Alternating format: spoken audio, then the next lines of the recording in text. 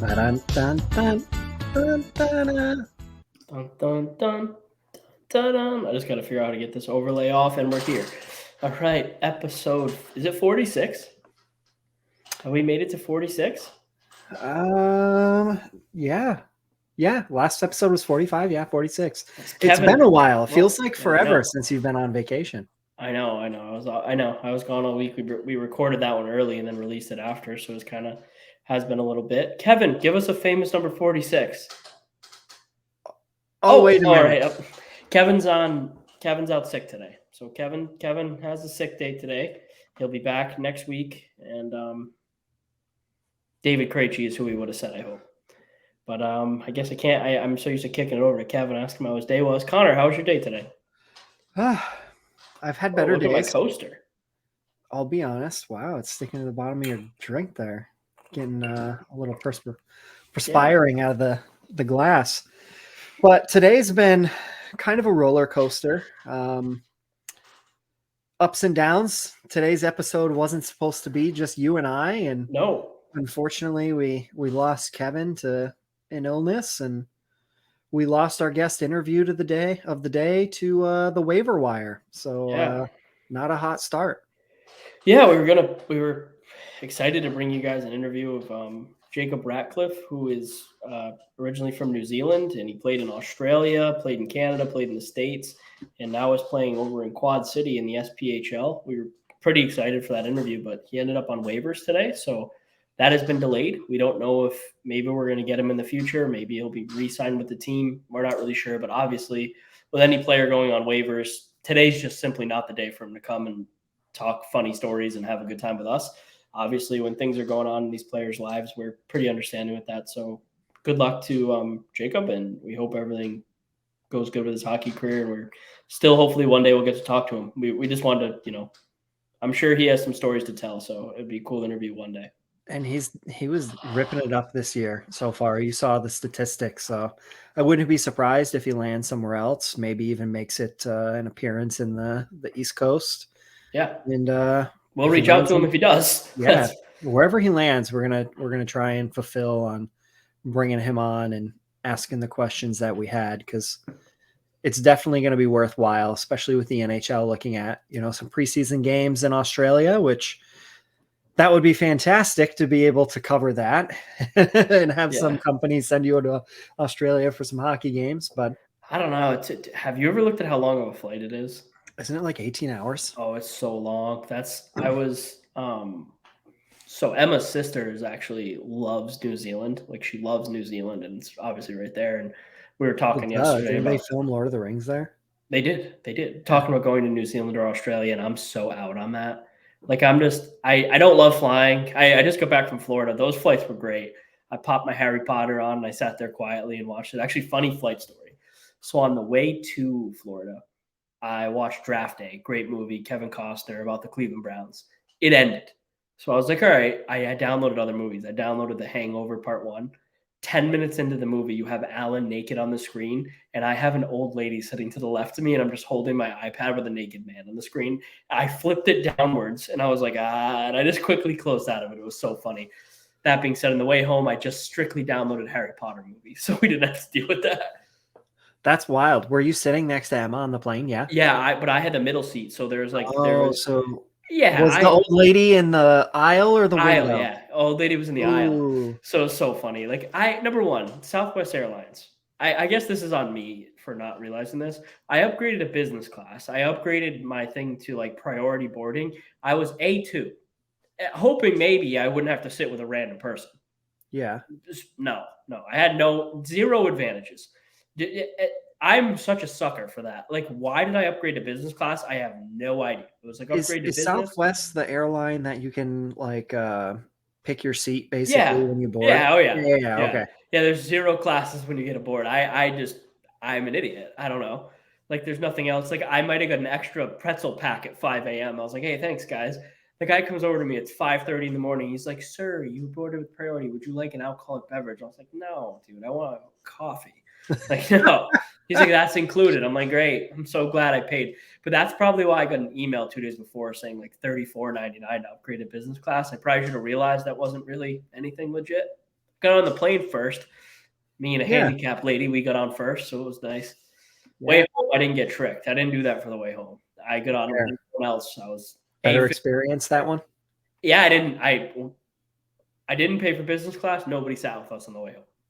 Wow. So just Sheesh. Florida was great. Went to Disney World. Went to Universal. Big Harry Potter guy. You can see Olaf in the background if you're hitting the video. There he is. Gonna gift that to my niece. So there's big Olaf back there. And that being said, I think we roll on into that dirty water.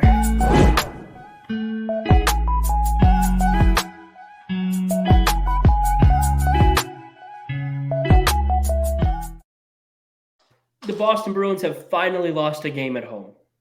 Not in regulation. But it was in overtime. It wasn't even in overtime. It was in a shootout.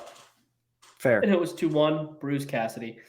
I'll kick it over to you for this because I didn't get to watch it. I rewatched it after, but it's not the same because I was coaching hockey because my practice ended up being later than normal. Bruce Cassidy made his return to the Garden. Connor and I feel a little bit differently about Bruce. Connor was more of a Bruce guy than me for sure. I think I always side more with the players in regards. I just don't think he was great with the players, but his record speaks for itself, and I think he's a good hockey coach. No question about that. How did you feel with him coming back, and how did you feel the Bruins' tribute to him was? So what really sucks is, as everybody who follows the show for a long period of time, I do not live in Boston.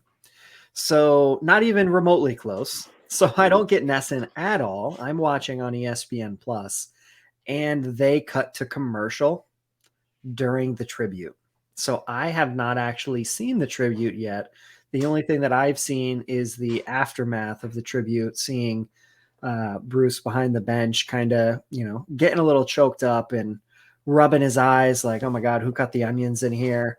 As players are congratulating him and such. But as far as the game goes, holy cow, it was not a good first period for the Bruins. And to be honest with you, probably about halfway through the first period, I was thinking to myself, well, Bruce came back and he is giving us a regulation loss because it was not looking good.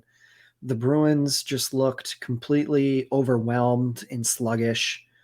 And it was kind of odd to see where, obviously, if you look at the numbers just as they are, the Vegas Golden Knights are a great first period team. But the Bruins are one of the best teams in the league. You're not expecting them to, kind of drop an egg in that first period. And then, of course, things started getting better and better and better. And shout out to Nick over at ITR, Nick Schermetto, our Penguins writer, for being a complete mush. And he started talking a little smack to me about the Bruins getting blown out by the Golden Knights in the first period and made our comeback. We're talking about Little Nickster. Yeah. Penguins fan. And then lo and behold, here come period 2 and period 3, and the Bruins were fighting back. You saw more of a 50-50 split in the second period. And then the third period was really just kind of Bruins all the way. Yeah, it's tough. I mean, I jumped in halfway through the second period, or 5 minutes into the second period, really, after Sway, I guess, had given up a softie. The second I sat down, the Bruins started playing good hockey. I only watched the good part of that game. For transparency, Sway made some great saves, and the Bruins took over the game once I got home. I think they were just waiting for me. You reminded me by saying his name. Yeah. I texted you during the first period, and I said, pull Jeremy Swayman. Like, dear Lord, he looked awful. I got back to my phone, and I had texts from both you and my father, angry about Swayman. Yeah, and like, I try not to be that person who's like the old boomer takes on hockey, and like old man barking at the moon and like, oh, players shouldn't be, making $12 million and this, that, and the other thing. Fighting should stay in hockey. But Swayman hasn't looked great so far this year. And I know that I've said this a lot and probably sound like a broken record, but I truly believe in teams having a book on goaltenders as far as after X amount of games in the league, you just start to figure goalies out and you know where all their weak spots are. There's no more guessing, and potentially it's you have the data to know yes, no Yeah. on where you should be So shooting on a goalie. even just my And eye, Sway's rebound control and side to side movements, they get him on that. It just like, I mean, it's visible. And it's tough. he is young, and Yeah. obviously goalies typically develop, later in their 20s. So there's obviously still lots of time for him to turn into what everybody thinks he is going to be. However, you've seen a lot of goalies light it up in their first, 1, 2, 3 seasons and then completely fall into mediocrity. I mean, Carter Hart's been one of them. Jordan Bennington has been one of them. Cal Peterson has been one of them. Clown Bennington in a little while. Yeah, we'll talk about Bennington more later. I mean, look at Markstrom and Demko, for example. Markstrom's probably been around the longest out of all of them. It's weird. Think about Philip Grubauer. It's crazy. Like, I mean, the Darcy Kemper. It's weird. Kemper's kind of ebbed and flowed. He's came back up. But, like, yeah, I mean, goalies, it's hard to be a goalie in the NHL right now. It's as hard as it's ever been. Skills higher than ever. Offense is higher than ever. And there's more technology than ever. These guys are studying film. They're studying film on the bench. There's iPads on the bench, and they're looking at what's going on at all times. So they're seeing tendencies always. At what point do they put an iPad on top of the goal, kind of like mounted in there, so when he grabs that water bottle, he can squirt a drink and watch the iPad real quick and put the case back on it? Yeah. Check it out. That sounds ridiculous, but I'm sure that somebody said that at some point. No, I know. So the goalies can see the tendencies of the shooters. Yeah. It's like, when do we I'm going to take a quick peek. Yeah. Moral of the story for last night's game is the Bruins started out slow, and they proved that they're damn near unbeatable once they get going. They came back, and they stole points. Thing on definitely. Last night's game. Of course. And I want to see your thoughts on it too. There were multiple times in that game where I looked and I saw Trent Frederick, and he was outstanding. There was multiple plays where somebody came flying across the screen, and I saw a 1 on the jersey, and I was like, oh, it must be Taylor Hall. Lo and behold, it's Trent Frederick, who just blew past a defenseman and a forward to win a puck battle and make a play to giving him a scoring opportunity. You're starting to see the flowering, if you will, of Trent Frederick right in front of our eyes. I think he's finally coming to what he is supposed to be, what the Bruins drafted him to be. Like, we all looked at the Bruins and were like, what the heck? Like, you drafted a third line big body center who has some upside talent. Well, now that we're seeing what his actual potential is, well, it fits pretty good. It fits. I mean, the Bruins definitely aren't picking for he's 1C, doing this on his 2C. Off wing. He's doing this on his off wing. He's not playing center. He's not even playing his natural wing. He's doing it on the off wing. And I shout them out a lot. But Jaffe and Razor today talking on Morning Brew. Haven't heard it yet, unfortunately. Yeah, about Trent Frederick. And they're like, he's finally coming into his own. Exactly what you said. And he's playing away from the puck better than he's playing with the puck. And in turn, he's getting rewarded on the stat sheet. And he's becoming the player that I, for 3 years, have yelled at the top of the mountain and said he was going to be. Trent Frederick is not a first-line player. He is not a second-line player. He is a very good third-line player. Want to know who else is a very good third-line player and has carved out a career and was a first-round draft pick? Charlie Coyle. Trent Frederick is a very skilled third-line player. Not a very skilled second-line player, if that makes sense. He is very skilled in what it is to be a third-line player. He has grit, he has talent, and he has ability. That is going to result in him having a long NHL career, and I hope it's all in Boston because he will be a household name. He really will. He can float somewhere between $2 and $4 million, depending on his productivity, and play a third line role, I think that is like ultimately what you drafted him for. Exactly. Like that's a very valuable piece. Like my only gripe about the Charlie Coyle comparison is the contract, but there's ways. Coyle was paid to be a second round player. And then they found out that he wasn't. No, he's a third line player. That is what it is. And you have another guy playing on that line right now who's a first line player in Taylor Hall. But he's playing second line 1A minutes, and the results have been great. In Taylor Hall's last 9 games since I told you he was getting hot, he has 8 points. He's almost a point per game player. He's on track for over 60 points this year. He's exactly where you want Taylor Hall to be, and he's just going up. He, for some reason, had a lot of trouble playing with Charlie Coyle in year 1. Now in his second full season with the Bruins, he's thriving with him, and that's because, in my opinion, Taylor Hall is driving that line. It's not often the lines are driven by a left wing. That line driven by a left wing. Coyle has relinquished being the guy who has the puck the most, and he's playing better himself with it. That line is great. I that's the line that wins you a Stanley Cup. Yep. You need your first 2 lines, right? You need them. But they've lost you a Stanley Cup. That's the line that wins you a Stanley Cup. It's a third line with Coyle, Hall, and Trent Frederick. There's no better third line in the NHL. And I would argue with any fan of any team, any media person from any team, you're not matching up a third line to play against them. I'm sorry. Like, who are you putting out against Coyle, past MVP Taylor Hall, and Trent Frederick? 3 first-round picks. All who are deserving.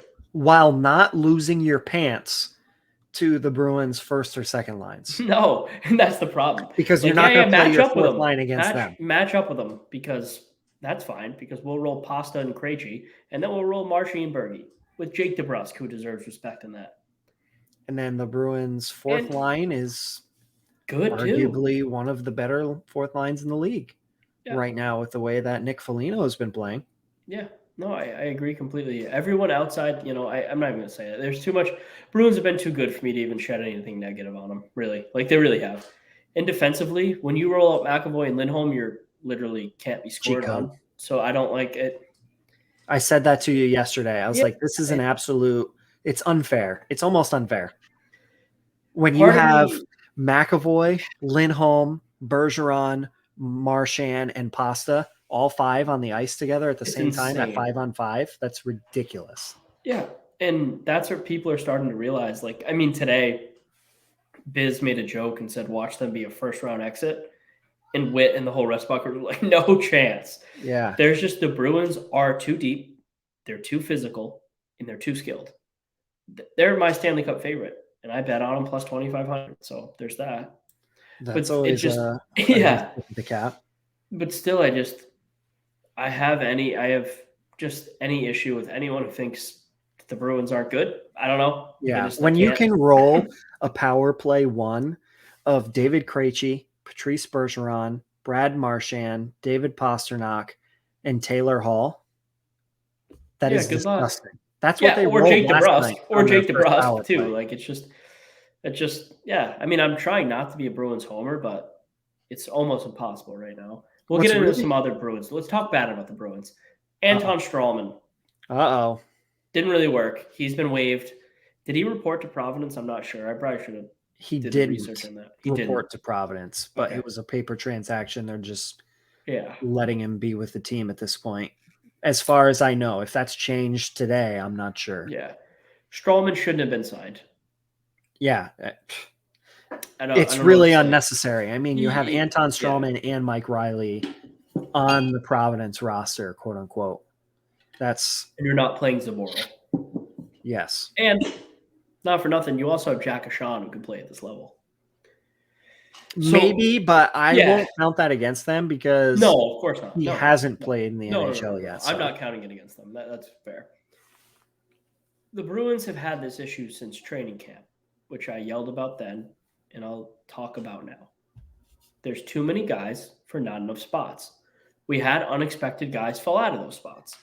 Zaboral, one of them. He was beat out by Clifton and Forbert, fair and square at this point.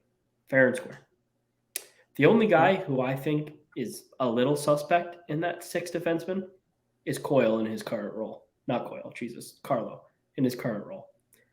That being said, I really liked Carlo's game last night for what I watched of it. And again, I came in at 3-0. I thought Carlo played pretty good, and I still think Carlo can be a very good NHL defenseman. I just think that he's okay. Overall. Yeah, he's just not. The issue is with Carlo is he is what he is. Before the concussions and when we first got Brandon Carlo, He was a stud. He was a stud. And he is a very good NHL defenseman, and we need to accept that and stop expecting him to be the stud player that he was projecting to be. And if it happens, and if it does, then great. But I just don't know if it happens here. Brandon Carlo is going to turn into your Derek Forbert. Like, Yeah, that is now the trajectory of his career. Which is a good NHL we've seen, right? It's just like it's just we expected a lot more. You're going to be a journeyman. Yeah, but I don't even know that. He might just stay here if he gets the right contracts. You know, I don't think he's getting a raise from where he's at. No. I think he stays right where he is, and he just this is him. And it's also hard because like it's tough to watch anyone play with Charlie McAvoy, and it's tough to watch anyone play with Hampus Lindholm and be like, hey, you're good, because those guys are just outstanding all the time. So there's an element of that. But to round it all out, I don't think the trade's really coming from the back end. The Bruins need to make a move, and they need to make a move soon because they just have too many pieces. And I get it. We're very deep. We're too deep. Yeah. You have Craig Smith not playing. You have a Mike Riley down in Providence. Or was. I believe he's going to draw in tomorrow. He's going to play tomorrow? I believe I saw that he's going to go and play tomorrow in place of AJ Greer. Okay. Fine. Who AJ Greer, ever since the preseason, has sort of fizzled out a little bit. Yeah. So Greer's kind of came back to normal, right? And I think that AJ Greer's a good player. I think he's an NHL player. He's not like a third line player. He's a fourth line guy. He's a good fourth line guy. What I don't like about AJ Greer in this year is the inconsistency in playing him. He was hot. You should have kept him in the lineup. Yeah, I don't blame him. They have been constant about rotating people in and out of the lineup every 1, 2, 3 games. It changes, which that's great and all, but it's not really serving a purpose. It's not like you're, resting one of your more veteran players like a Krejci or a Bergeron for a game against Columbus, No. Like they're rotating out like Nosek, Coyle, or Nosek, Greer, and who was the other one? Smith. There you go. Yeah, I agree. I agree with that. I really think that, but I mean, like, it sounds really nitpicky, but like, let's be honest. I mean, it is. The Bruins, like, you have to nitpick right now if you want to try and criticize this team. They're not rotating Nosek. Nosek's played every game. Nosek's played 24 games. Yeah, so it was Greer. It was Freddie a little bit at the start, and then Freddie kind of tore in. So it's really just been Smith's only played 12 games. Greer's played 19, but Nosek's played all 24. Foligno's played all 24. So Freddie's played 21. But he was hurt too. I mean, really, it's really just him and Smith. Guys. Yeah. And Craig Smith, the issue with Craig Smith is he's a top 9 forward, and there's no spot for him in the top 9. He's not a fourth line forward. Craig Smith needs to go. I want to see Craig Smith go somewhere decent. Like, I'd like him to go somewhere, where he can. What really sucks. He's a good guy. I think our fourth line would be dynamite if it was Foligno, Greer, and Craig Smith.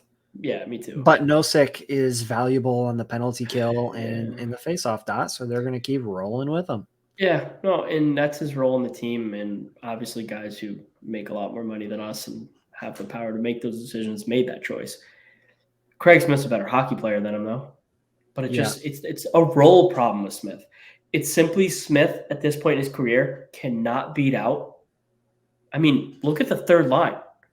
Where I'm not even going to talk about Taylor Hall, and he's not beating out Trent Frederick for a wing spot, and he's not beating out Charlie Coyle for a wing spot or center spot, because you know what I mean. He'd have to beat out one of those two because they're both centers and wings. So he'd have to beat out one of those two. He's not as dynamic as either. Yep. He's a high volume shooter on a team that doesn't need a third line of high volume shooters, because you have Pasta up at top. And you have DeBrusque and you have Marchand, who take a ton of shots. And somebody who we are has absolutely 121 ignoring. shots. Jake DeBrusque has 76. We have shooters. We're ignoring?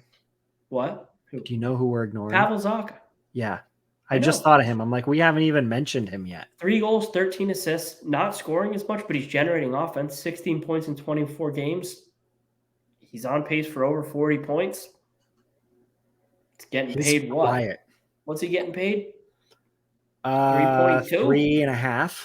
Yeah, he's playing over that. It's just like he's +6. He's a good player. I mean, when he's gotten the dot, he's been 40%, which is good for a winger. He's not a winger. He's a center. I know. That's what I'm saying. Is it good for a guy who's playing wing, though, on his limited faceoffs? Yeah.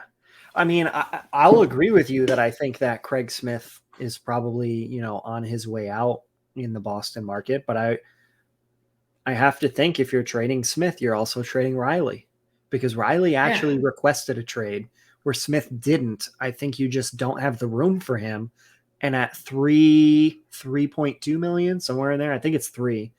That's too much to just be scratching every night. And then you have another $2 million sitting in Providence. Yeah, they got to do it. Agreed. They have to do it. They have to make a trade there. I just don't know when it comes, when it happens. Yeah, and obviously we all know that it's going to happen at some point. We don't know when, but the sooner the better, because if you move that much money off your cap, you will be able to bank cap space heading into the deadline. And then that'll free you up to be really creative with what you want to do down the stretch. My issue with what you want to do, though, is who moves where. Well, let's talk about it. Let's just have a little, shits and giggles time here and, project. Clearly, we don't have a lot of topics for the other segments, but we have some long talks for some of these, I'm sure. Yeah, I know. But let's get wild. We don't have Kevin today. We don't have an interview to worry about. We can get I'm good. silly with it. So the first line, you're not moving anyone from the first line, I don't think, right now. I think DeBrusk is movable off of that first line. But he has to go to the second case line. That is a huge upgrade. Yeah. He potentially will drop to the second or third line. Yeah, but he's staying in the top 9, and he's still getting 16-plus minutes. Because he's deserved it. He has 17 points in 23 games, 8 goals, 9 assists, and he's scored in big moments. And, Bergeron talked about it. DeBrusk is now starting to talk to them about where he wants the puck and things he sees, and it's welcomed because he's building that chemistry. That doesn't go unnoticed. Like, that's the stuff that's like DeBrusk killing penalties at some points. DeBrusk playing a big role in this. He has been. Yeah, 100%. He's playing a big role. So DeBrusk is staying in your top 9. Taylor Hall is staying in your top 9. Do I have to talk about the other 2 wingers who are definitely staying in your top 9? Like Pasta and Marchand are going nowhere. Bergeron and Krejci are going nowhere. Charlie Coyle staying in your top 9. The only guys there who could move out of your top 9 are Zacha and Trent Frederick, neither deserving. I say just Frederick. It's really just Trent. That's my point. Frederick can play a fourth line role for a third of a season going into a playoff. And it doesn't hurt his development. Correct. Yeah.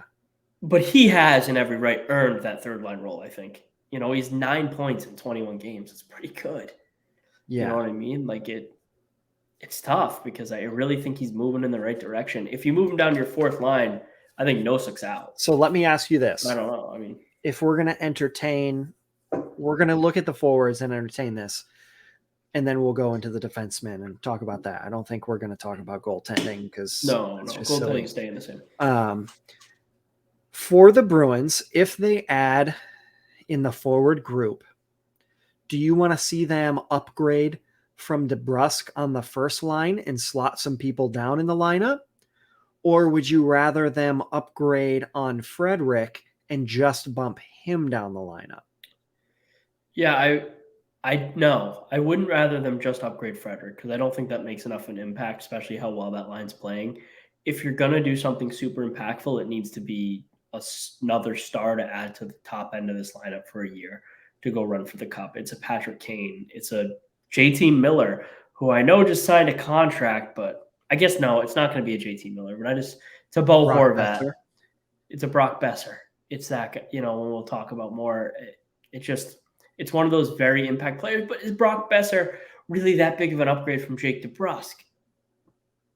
I don't know. We don't know. We don't watch enough.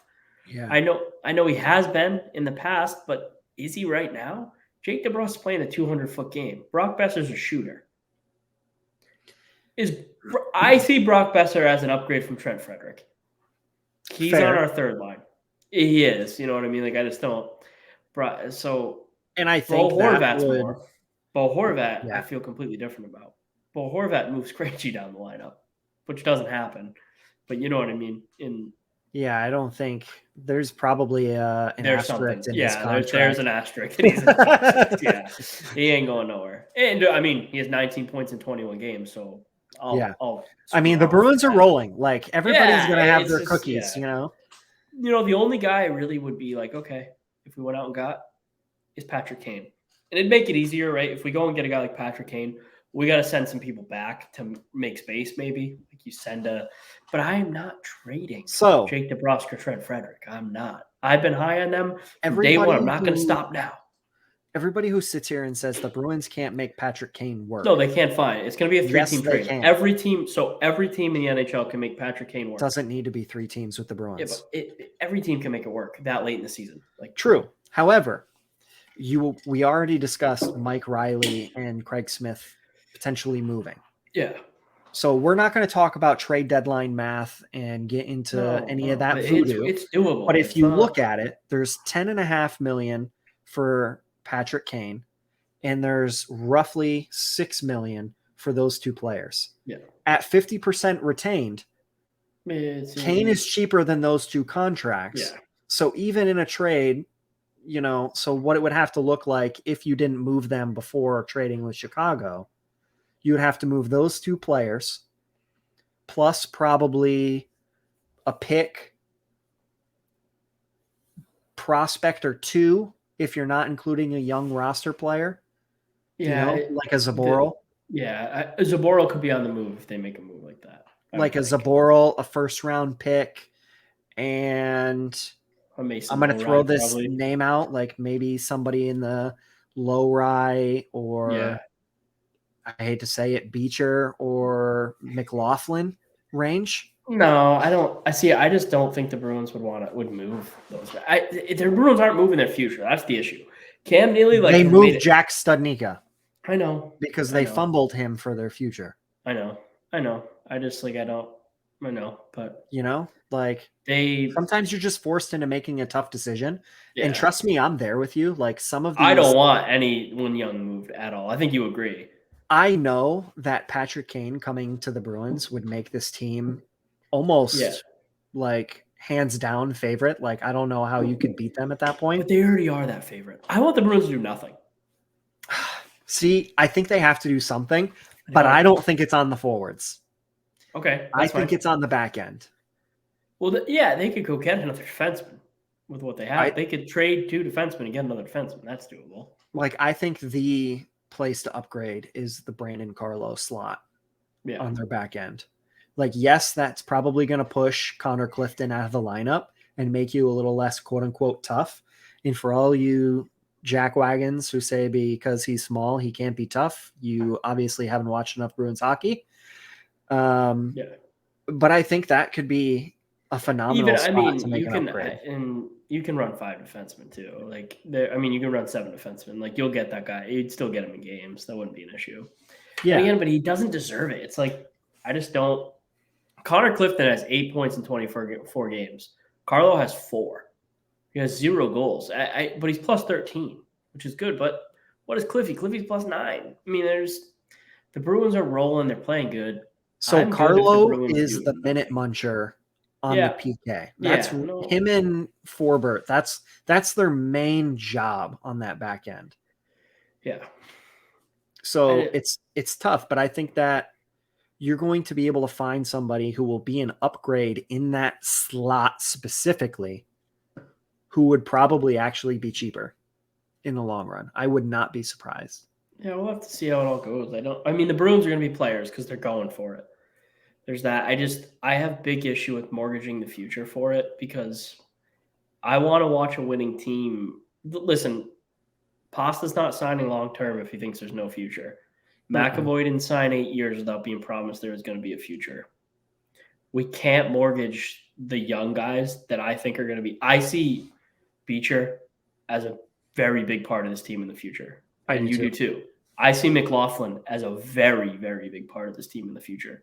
Teaser alert. Yeah, I'm just not willing to move any of those guys for any reason right now because we've moved so many draft picks. The guys we have, we need.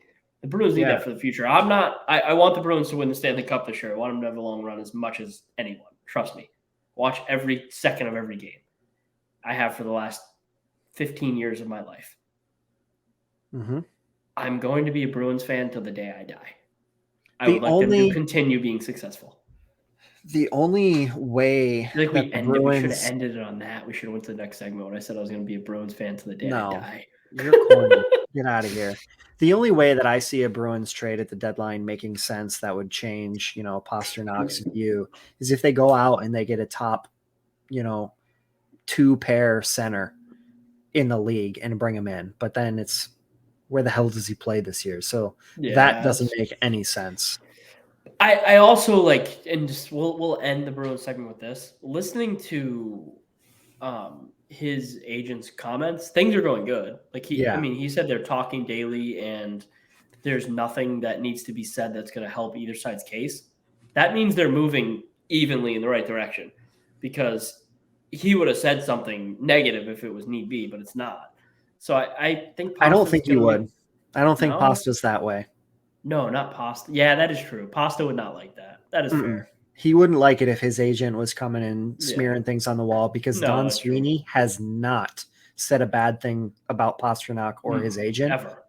And I think things are going good. I really do. In the case that Pastrnak does walk away from the Bruins, I don't think that there's going to be like a lot of bad blood. It's just going to be hey, this is going to be a new era for the Bruins. I'm going to go do my thing. Here's the thing.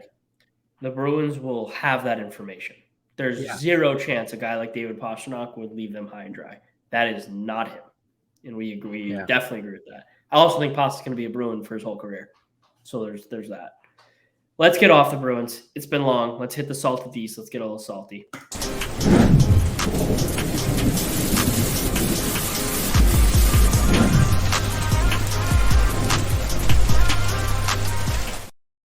The easiest team for me to get salty about in the salted East is a team that I just don't like.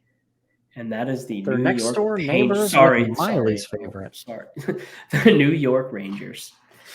The Rangers are having issues. Early in the season, we heard rumblings about these issues, and they have came to fruition. The Rangers seem to be falling apart from the inside out. Rangers fans, to me, are the worst fan base. They are on Twitter just going crazy. They're on everything going crazy. They're blaming the coach, blaming everything. I don't know what the issue is. It's tough to really pinpoint. The talent's there. The goaltending is there. The young and old mix is there. The coaching is there. The fan base is a good fan base, all things aside. The rink is outstanding. New York City may be one of the best places to play in the world. I mean, come on. It's Madison Square Garden. Yeah, so there's not much like shit to be talked. You could be playing at ASU. Yeah. Other than the fact they're almost 500 at this point in the season. The New York Rangers are currently sitting at 12, 10, and 5. And they're on the outside looking in. They've played 2 more games than Pittsburgh, and they're back a point. Things are not good in New York. And our podcast, the Broadway Backcheck, what is it? It's the New York Rangers. They're doing the best that they can right now to really record and talk positive about the Rangers, but it's hard. It's hard because they're just having some major issues. Yeah. Things are not happy in the Big Apple, and Jacob Trouba is getting absolutely crucified by A, fans, and B, other players. So I don't know if you actually saw the hit or not, but I actually got to see the hit. I watched the video. Jacob Trouba came out of nowhere to land a hit on Andreas Athanasiou in the Rangers Blackhawks game. I think it was like 4 or 5 days ago at this point. And in the video, you can see Athanasiou kind of like back his head away and like move out of the way, or Trouba would have railed him in the face. Okay. After the game, Athanasiou had some pretty spicy comments, and I have them for you in full so I can read them instead of talking a little bit about them and Jake cutting me off and say, "Oh, hey, wait, I found them right here." Well, you want me to read that? Well, you got him, right? Yes. So, Athanasiu said, "That guy is known for hitting high, not really worrying about the puck out there and almost trying to hurt people when talking about Truba. That's his game. That's what he does. He's an $8 million man with 0 goals. So he has to figure out how to do something when making that much. If you can't help the team, I guess you got to try to hurt the guys on the other team." Sheesh. That's a tough one. And other podcasts, I won't name names because no free advertisement, but I was listening today talking about how Trouba may be one of the most overpaid players in the NHL. The Rangers might have messed up with that contract. They might have. There could be a big issue there. He's playing third pairing minutes. He's a captain of a sinking ship. Things are not good Let's on simmer that Broadway. a little. Yeah, his contract is bad. Yeah. But they slapped the C on him right after. Yeah, well, that's what they did. That's what teams do. They need something to grab onto after a tough playoff loss, and they sent it up there like he's our golden boy.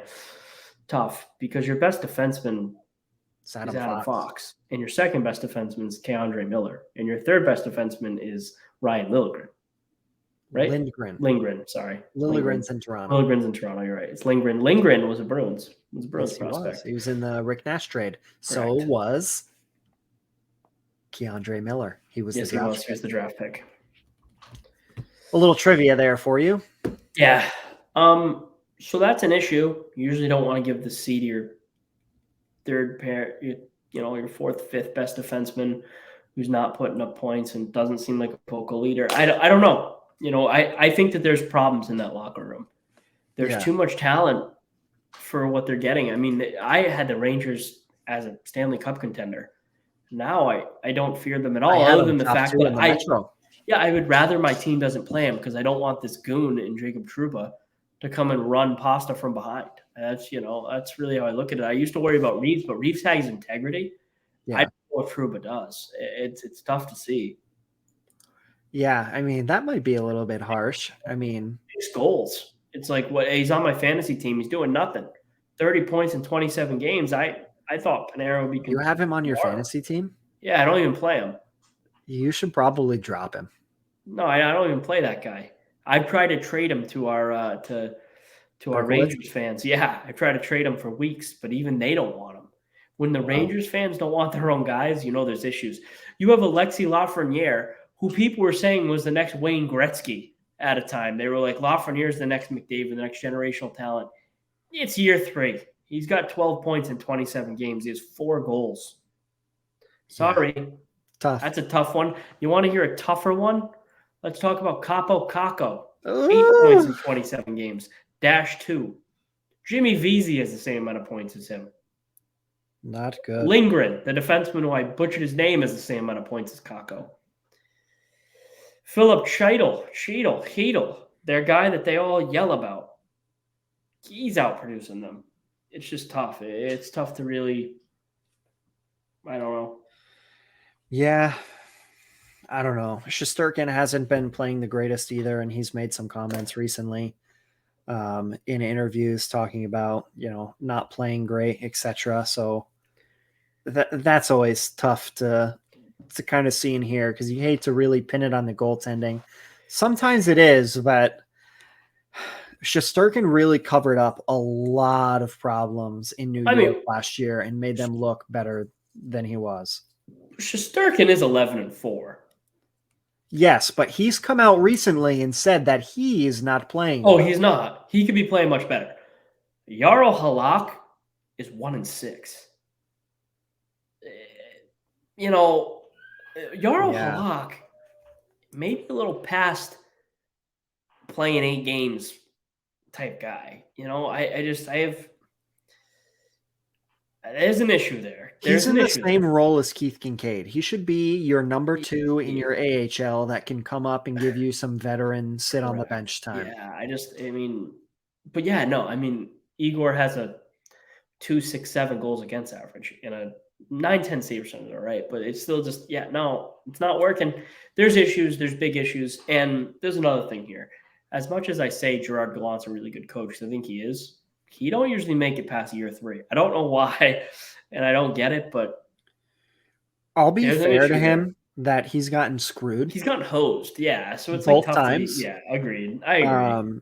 Especially when he got left in Carolina by the Panthers and they Yeah, had to and get him an Uber. the players were like livid about it. They were like, "Dude, we don't want him fired." Or the time he got fired from Vegas and the players came out, were like, "What?" Like and that was too like, yeah. I'm not going to say that he's a good coach. He's a guy that I would have liked to see in Boston. So. The problem is the Rangers have high expectations. They got rid of their general manager last year and replaced him with Drury. And then they replaced the coach shortly before that to Gallant. So really now your choice is players. You've switched over everything else with virtually the same core. And, the guys at the top are producing. Panarin, Zibanejad, Fox, Kreider, Trocheck, passes. The problem is there's a 5-point difference between. It's tough because Trocheck's -9, so he's a liability, but at least he has 17 points. Yeah. You got to sit down that kid line and be like, what are you doing? Lafreniere, it's disappointing because I thought he was better. I really did. I remember his last year at World Juniors. I was like, this guy's pretty good.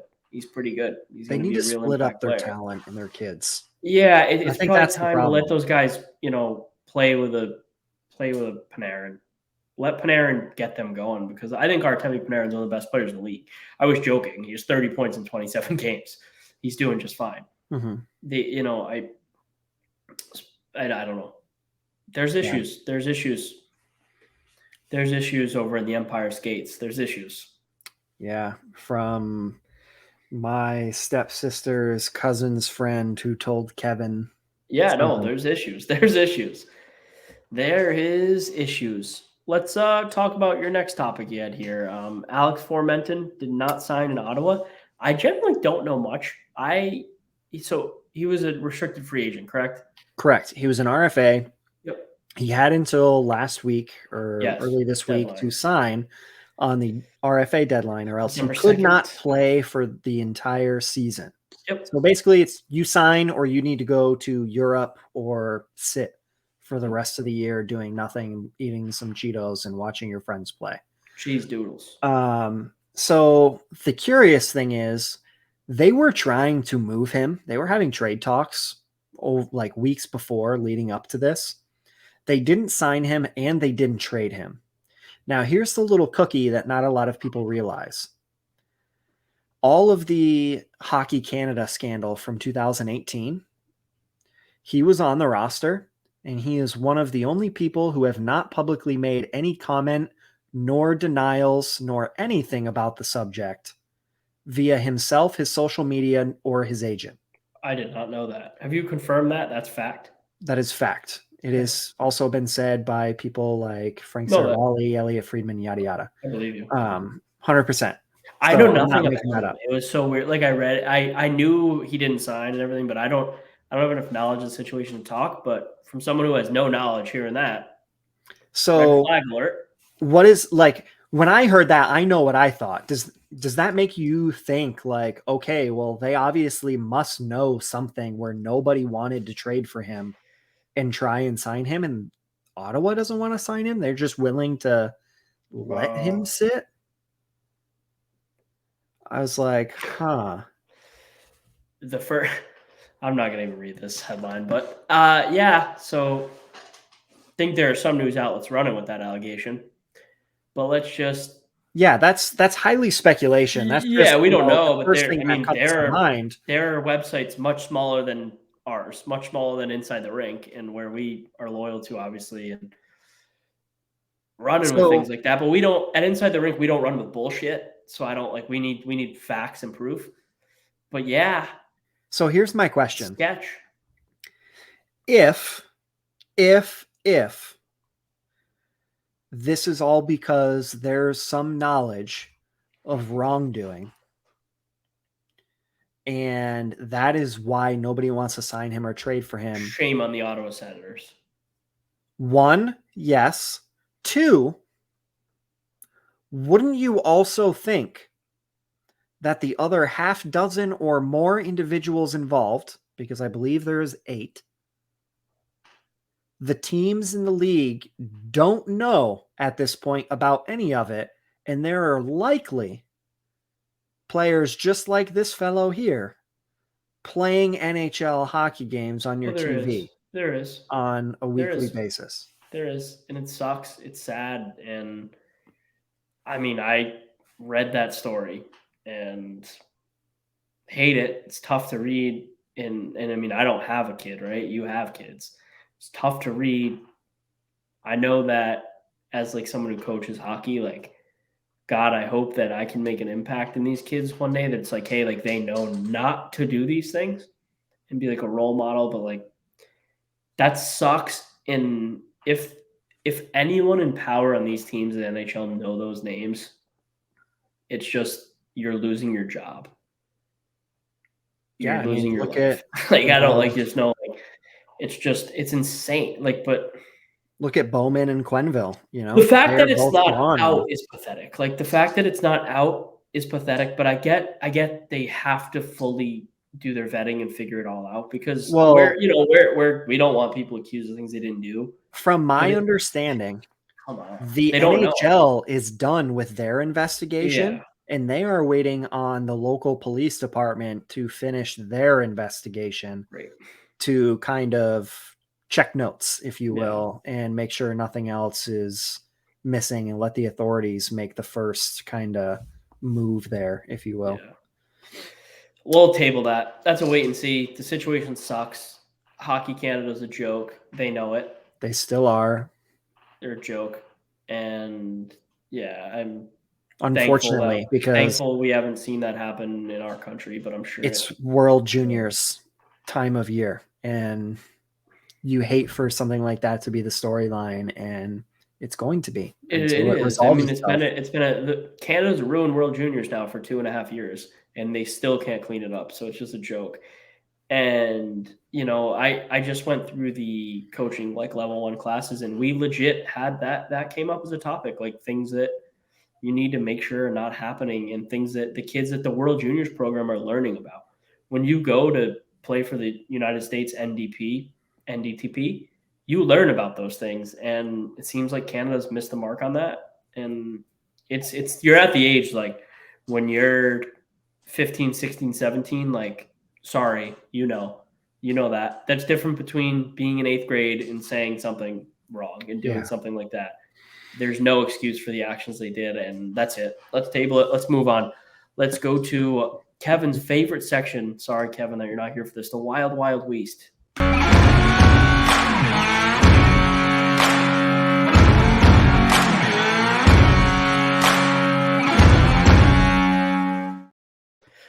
West is a little what? I was gonna say the West is a little light, but I laughed at me saying the West. The West is a little light for topics this week, other than couple kind of negative things, really. But Jordan Binnington's an absolute clown. I'm so sick of this guy leaving his crease to hit people. I want a guy like Milan Lucic to just destroy him, and it's going to happen because guys are getting sick of it. You're going to get a guy who doesn't care, and it doesn't even matter anymore. You're not even going to get hate from the fans. Nobody likes Binnington. His own coach, you can see Berube's like, dude, I wish I didn't have to deal with this guy. Like, it just he sold him out in the media.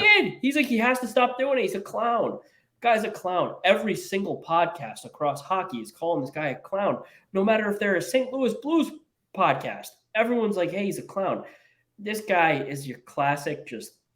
I don't like him. I've listened to so many interviews I've listened to like 4 or 5 interviews with him. He's a weirdo. What did everybody think when he was a rookie and told Marty Brodeur to shove it?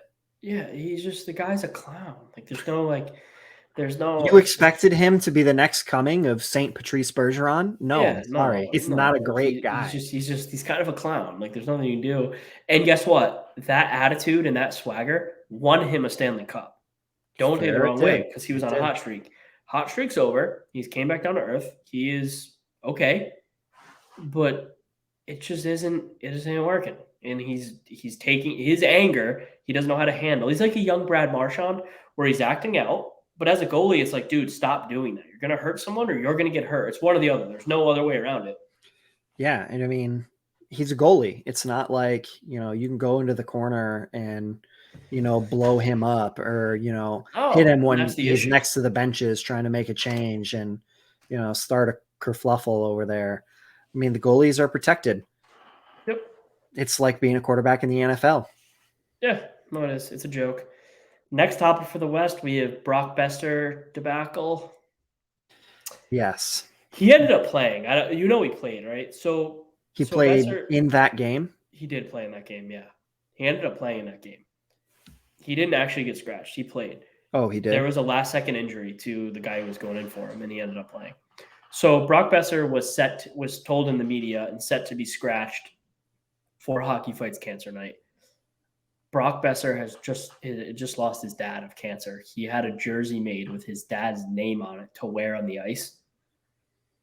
And he was told he was scratched. That's tough. It's tough. Mm-hmm. It's really tough. It sucks. Like there's no and then again, coaches don't always know that stuff. Like coaches aren't always knowing it's Hockey Fights Cancer Night, but I think that's kind of a cop out. Like it just Brock's time. Obviously, the same night the news came out that Vancouver has allowed Besser's agents to reach out to other teams about a trade and about a future fit. So his time in Vancouver is pretty much up. That's okay. So I'm gonna have to make you an apology. I got texted about a crisis, so I was a little bit distracted. Oh, no worries. Did you mention what event was that game that night? For Hockey Fights Cancer. Yes. Okay. Yeah. I just wanted to make sure that got mentioned. Because I was listening to, I thought it was a 32 Thoughts. I may be wrong. Don't quote me on it. On my way to work today, I was listening to some other podcast who basically said, maybe the coaching staff wasn't aware that it was going to be Hockey Fights Cancer Night or something like that. And, when you're in the midst of an NHL season as a coach or a player, part of the team, that kind of stuff just goes right by you and you don't realize it. I was like, no fucking way that is possible because in the locker room, when you walk in, all of the jerseys are purple. Yeah, and they do the signs and they make the videos. I know it's tough. I get, Boudreaux said he didn't know and all that. I'm not going to say he definitely knew, but all the fans knew. The players knew. The GM knew. Boudreaux had to go in there with the coaching staff and he had to apologize. If he didn't, oh, for sure. I think much differently than I used to about Boudreaux because that is probably one of the more slimy things that I have seen. But the Vancouver Canucks, everyone. Yeah, they're about to blow up. We will have some rumor mill maybe next week on the Vancouver Canucks and how they're going to blow up. But that was our episode today, guys. I'll be honest with you. Connor and I came in fully planned and Kevin fully planned on doing an interview, and we did this one on the fly. So hope you guys enjoyed it, and we'll be glad to have Kevy Baby back next week. Let me hit some. Oh, it didn't work. There we go. Now we're playing out.